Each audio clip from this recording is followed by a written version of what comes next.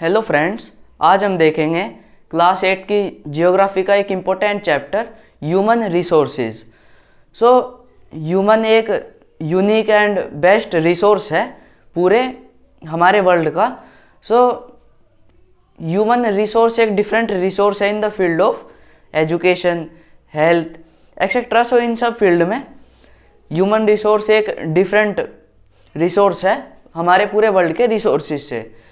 सो जो human population होती है वो हमारे वर्ल्ड के जो पार्ट्स में डिफरेंट पार्ट्स में रहती है। सो उनको कैटेगराइज करने के लिए हम डिफरेंट साइजेस का मेज़रमेंट करते हैं।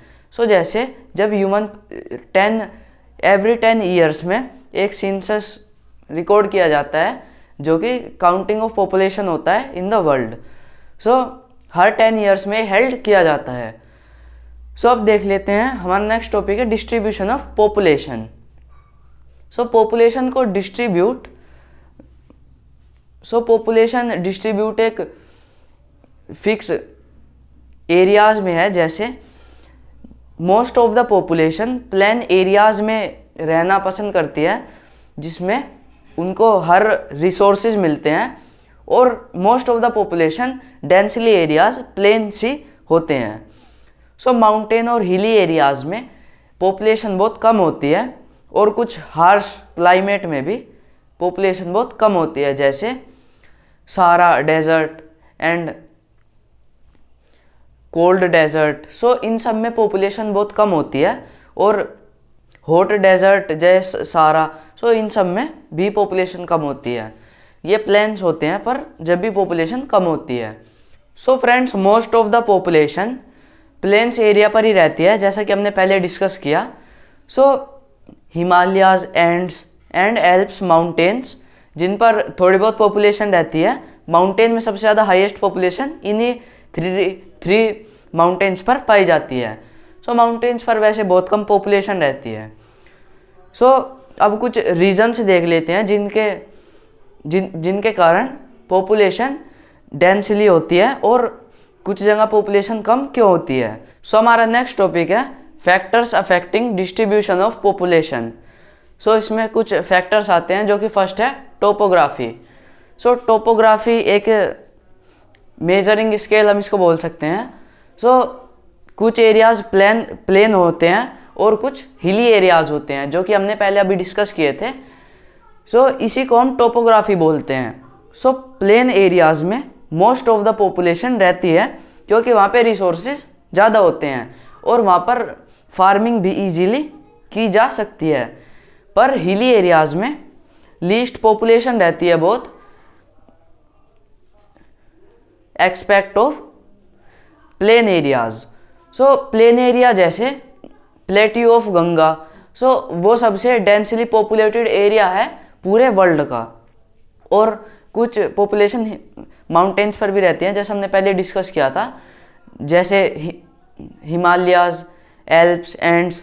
सो ये कुछ माउंटेन्स हैं जिन पर पॉपुलेशन रहती है पर वो लीस्ट अमाउंट में रहती है, ज़्यादा नहीं रहती। सेकंड पॉइंट है क्लाइमेटिक कंडीशन। सो क्लाइमेटिक कंडीशन भी एक बहुत इम्पोर्टेंट रोल है पॉपुलेशन के डिस्ट्रीब्यूशन में। सो कुछ जगह क्लाइमेट बहुत ज़्यादा हार्श होता है, कुछ जगह कूल क्लाइमेट होता है जो कि एक फेवरेबल क्लाइमेट होता है ह्यूमंस के लिए। सो उस जगह पर ह्यूमंस ज़्यादा रहना पसंद करते हैं। एंड फ्रेंड्स, हमारा थर्ड टॉपिक है सोइल। सो सोइल भी हर जगह की अलग अलग होती है, सोइल एरियाज़ पर डिपेंड करती है। जैसे डेजर्ट एरियाज़ में सैंडी सोइल होती है, पर जहाँ पर ब्लैक सोइल होती है वहाँ पर फार्मिंग इजीली होती है, और black soil most of the plains पर ही मिलती है। सो इसके लिए प्लेन्स एरिया पर ज़्यादा पॉपुलेशन रहना रिफ़र करती है। सो हमारा इससे नेक्स्ट टॉपिक है वाटर अवेलेबिलिटी। सो वाटर एक सबसे इम्पोर्टेंट हमारी पूरी लाइफ का रिसोर्स है। विदाउट वाटर हम सर्वाइव नहीं कर सकते। सो वाटर का होना बहुत ज़्यादा इम्पोर्टेंट है किसी भी जगह पर। सो ये भी प्लेन एरिया में बहुत ज़्यादा मिल जाते हैं। सो हमारा इससे नेक्स्ट अफेक्टिंग टॉपिक है मिनरल रिसोर्सेज। सो मिनरल रिसोर्सेज, सो कुछ जगह की सोइल्स वाटर एक्सेट्रा, सो रिसोर्सेज में मिनरल्स नहीं होते, पर जिस जगह होते हैं वहाँ पर लोग ज़्यादा रहना रिफ़र करते हैं। हमारा नेक्स्ट टॉपिक है इंडस्ट्रियलाइजेशन। सो जहाँ पर इंडस्ट्रीज़ होती हैं वहाँ पर जॉब्स भी ज़्यादा होती हैं। सो इंडस्ट्रीज़ में, इंडस्ट्रियल टाउन्स एंड सिटीज़ में भी रहना बहुत ज़्यादा पॉपुलेशन प्रेफर करती है, और जहाँ पर इंडस्ट्रियल टाउन्स होते हैं वो डेंसली पॉपुलेटेड सिटीज़ होती हैं, और हम उसको टाउन इंडस्ट्रीज टाउन में है तो टाउन बहुत डेंसली होगा, या फिर सिटीज़ में है तो सिटीज़ बहुत डेंसली होती हैं। सो लास्ट पॉइंट है हमारा ट्रांसपोर्ट फैसिलिटीज़। सो ट्रांसपोर्ट भी एक इम्पोर्टेंट फैसिलिटी है एक प्लेन एरिया की जहाँ पर लोग रहते हैं।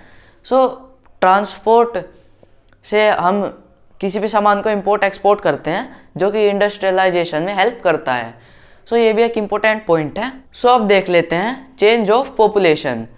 सो चेंजिंग ऑफ पॉपुलेशन किसी भी कंट्री की उसके birth rate, death rate and migration पर डिपेंड करती है।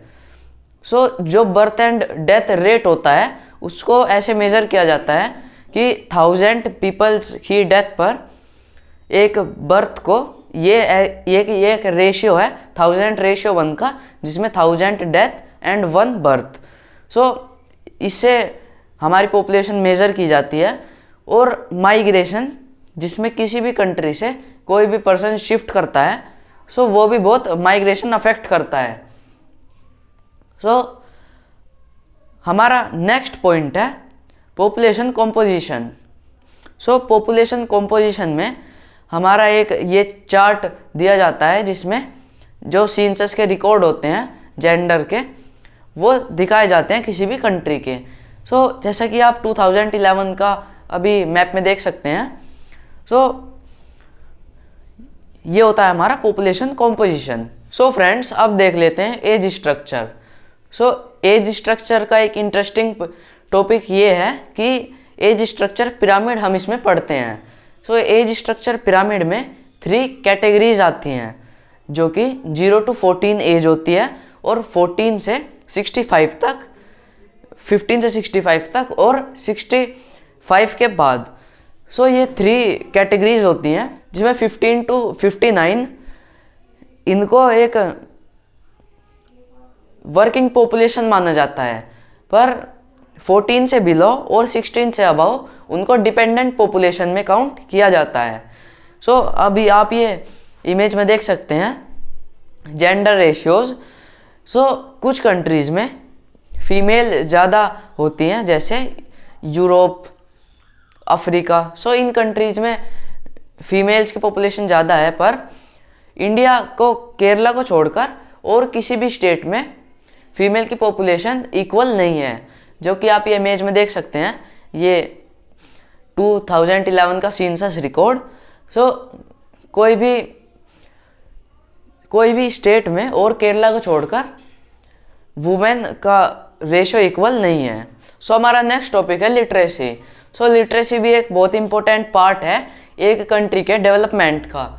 सो लिटरेसी ही किसी कंट्री के डेवलपमेंट ग्रोथ पर डिपेंड होता है। सो 7 की एज के बाद एजुकेशन कंपलसरी होती है। और एक हमारा लास्ट टॉपिक है, वो है पॉपुलेशन ग्रोथ एंड डेवलपमेंट। सो एक डेवलप्ड कंट्री में लो पॉपुलेशन ग्रोथ रेट होता है, और वहाँ पर फैसिलिटी सबको हाई स्टैंडर्ड मिलती हैं, जिससे सब एक अच्छा डेवलपमेंट उस कंट्री का भी होता है।